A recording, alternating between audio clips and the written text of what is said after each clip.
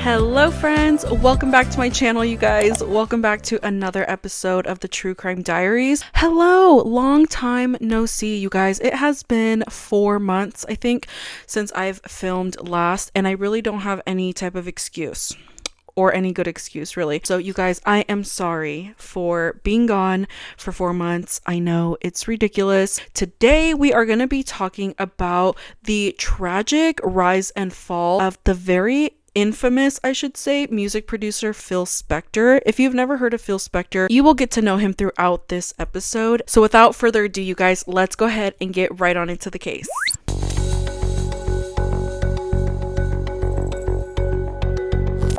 Phil SPECTOR, born in 1939, was an influential American music producer and songwriter, best known for his revolutionary wall of sound production technique. Beginning his career as a guitarist and co-founder of the Teddy Bears in the late 1950s, SPECTOR quickly transitioned to producing, achieving his first major success with the Crystals' He's a Rebel in 1962. His innovative production style, characterized by dense, layered arrangements and reverberant textures, became his trademark. SPECTOR produced numerous hits throughout the 1960s, working with iconic artists like the Ronettes, the Righteous Brothers, and Tina Turner. His collaboration with the Beatles on their album Let It Be and with John Lennon on Imagine further cemented his legacy in the music industry. Despite his professional success, SPECTOR was known for his eccentric and often erratic behavior, which raised concern amongst those who knew him. Phil SPECTOR's erratic behavior was well documented and contributed to his controversial reputation in the music industry. Known for his genius as a producer, SPECTOR's personal life was marked by instability, paranoia, and troubling conduct, especially involving firearms. SPECTOR had a notorious obsession with guns, often carrying them around and displaying them inappropriately. Several musicians and associates recounted incidences where he brandished firearms during recording sessions or social gatherings. John Lennon and Leonard Cohen both reported SPECTOR pointing guns at them during recording sessions. SPECTOR's behavior during recording sessions was unpredictable and often tyrannical. He was known for his perfectionism, but this sometimes manifested in erratic and abusive conduct. Over time, SPECTOR became increasingly reclusive and paranoid. He isolated himself in his mansion, rarely making public appearances and often communicating through intermediaries. His interactions with the outside world were marked by suspicion and erratic decision-making. Multiple women came forward with stories of SPECTOR threatening them with guns when they tried to leave his presence. These incidences, coupled with his general demeanor, created an image of a man who was not only unpredictable but also dangerous.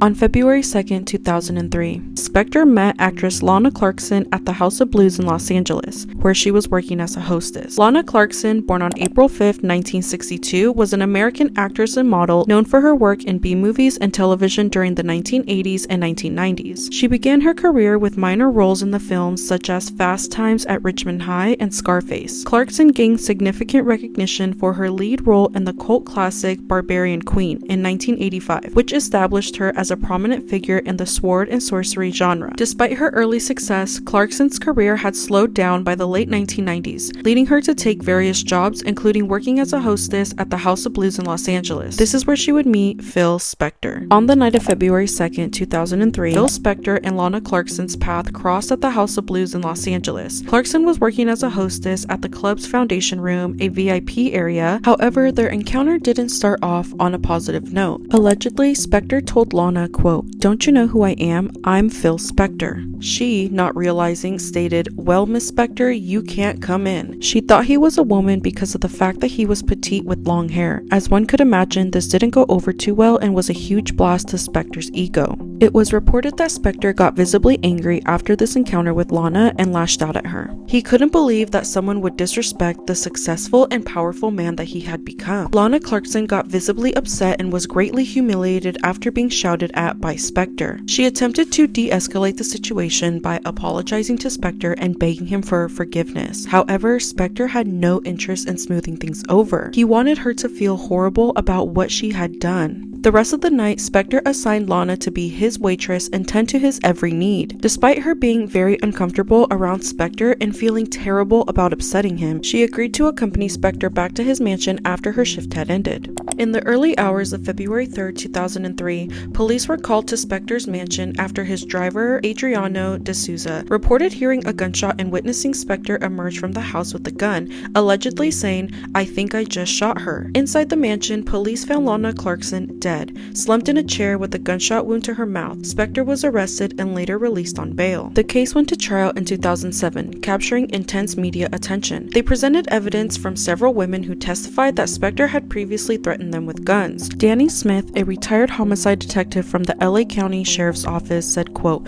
"These women were willing to testify that they were in fear of their lives, that they thought he was going to kill them." The prosecution argued that SPECTOR had a history of threatening women with firearms when they tried to leave his presence. Another official would later say, quote, "Phil SPECTOR had a habit of bringing women over to his house, wanting sexual favors from them, and when they didn't comply or satisfy him, he would pull out a gun." The defense, on the other hand, argued that Clark's death was a tragic accident or a suicide. They contended that Clarkson, who was reportedly depressed over her stalled acting career, had taken her own life. However, the idea of it being a suicide didn't seem very likely. Rich Tomlin, who was the lead homicide detective for the LA County Sheriff's Department, said, quote, "The major findings from the autopsy was there was one gunshot wound inside of her mouth.